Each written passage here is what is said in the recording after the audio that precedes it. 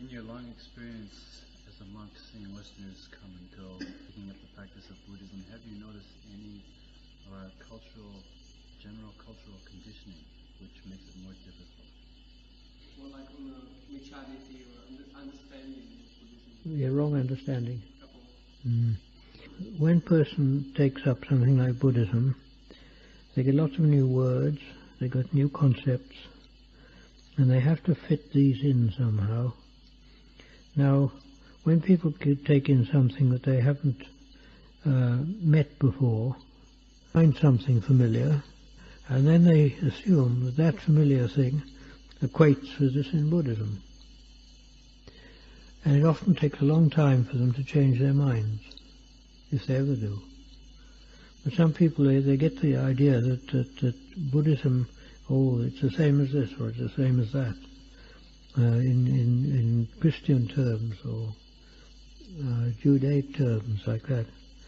They think like that, but it's not the case. The things in Buddhism they have to be taken on the levels of Buddhism and the Buddhist teaching. You can't really take them on the levels of any other teaching or anything of that sort. If one does, one gets vichaditi, wrong view. You can say, basically, the right view of the Buddhist teaching is the Four Noble Truths. In other words, the fundamental thing is dukkha, the discontent, suffering.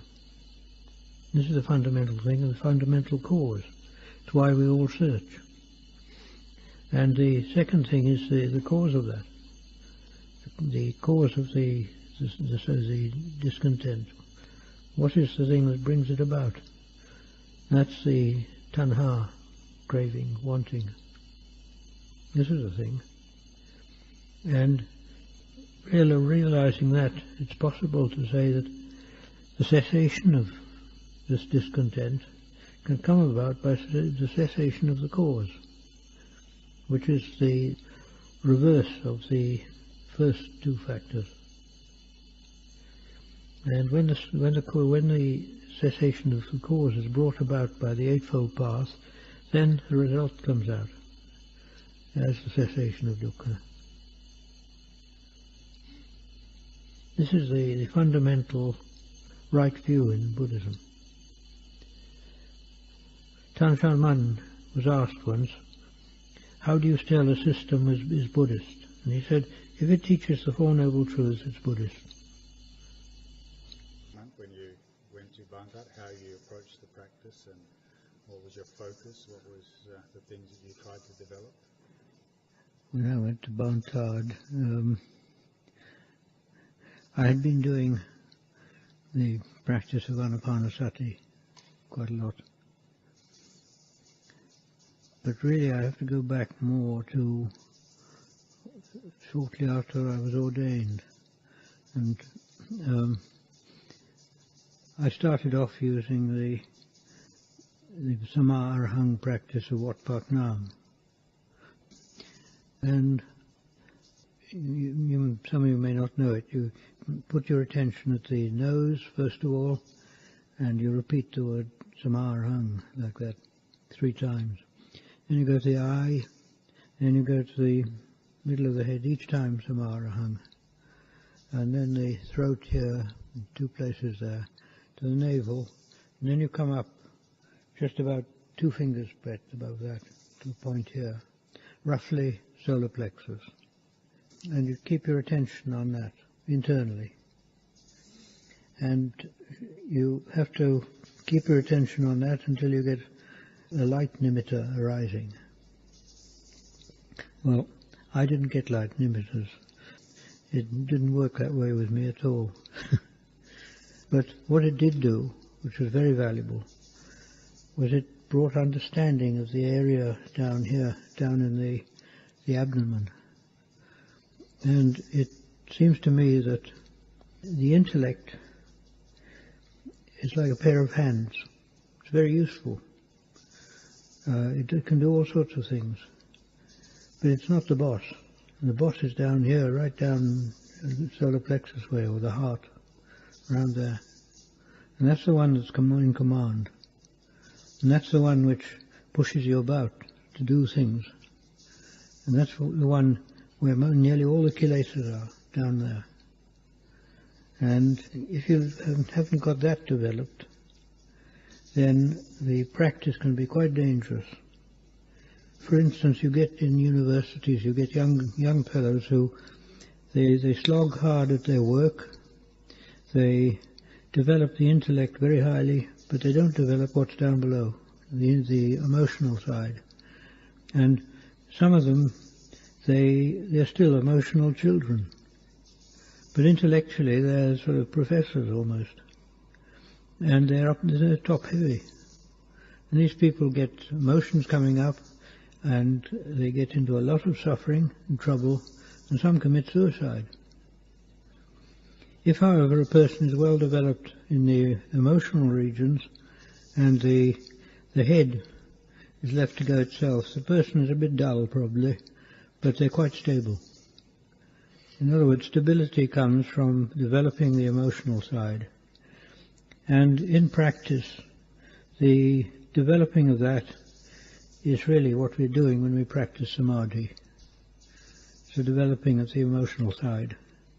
And it's very, very important. Because when the emotional side is well developed, one can take on the side of wisdom and do it safely. Because the danger with wisdom is somebody who's weak emotionally, if they break through and see something in the field of wisdom, it can push them off balance quite easily. They can't stand it. And it can be dangerous like that. But if one's emotionally balanced, then it doesn't matter. One can do anything. And this practice of the Samarang, it taught me about this region. But going on from that, I didn't understand it. It goes on to whole loads of stuff you have to sort of do. And I couldn't see any sense in it. I couldn't see how it was meant to work. Because of that, I didn't have confidence in it. And because of that, I turned and took up Anapanasati. And that brought good results. I went to a wat in Chonburi. It's a small wat. The abbot was named Lun Sumeto. And he's really quite a good man. And there, my practice always went well. I gained a lot there. It was very good. After that, the bhikkhu who was with me, who was a Jamaican, black Jamaican, and he went a bit mad. He walked out of a window thinking he could fly. He did strike down. Fortunately, the ground was soft. And then he was, all sorts of things went wrong. I can't tell you it all now. It's so sort of bizarre.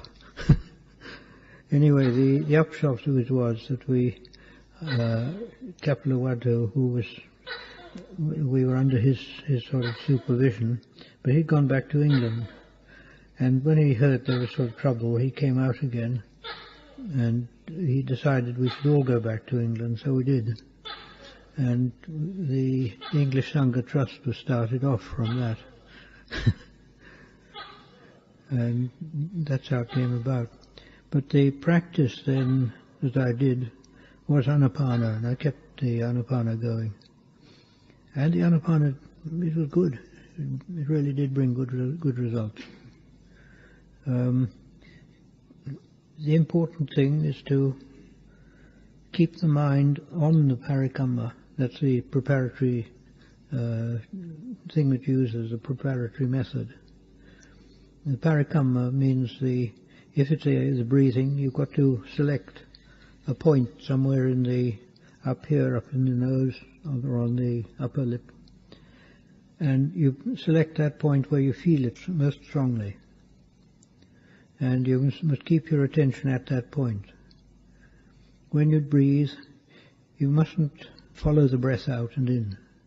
Because if you follow it out and in, when you get calm, the calm will be going out and in also. So one has to keep it at that one point and know the breath passing that one point. Rather like if you go to the seaside and you watch the tide and there's a rock there and you can see it lapping back and forward past that rock. You keep your attention on the rock. It's like that. And if one does that, then when one keeps it there, before long you'll get results from it. If you don't get results, it's almost certain that the trouble is distraction, other thoughts coming up. And thinking can be very, very subtle, and where you forget it quickly, but it's still going on. And you've got to overcome that before you can really get into a calm state.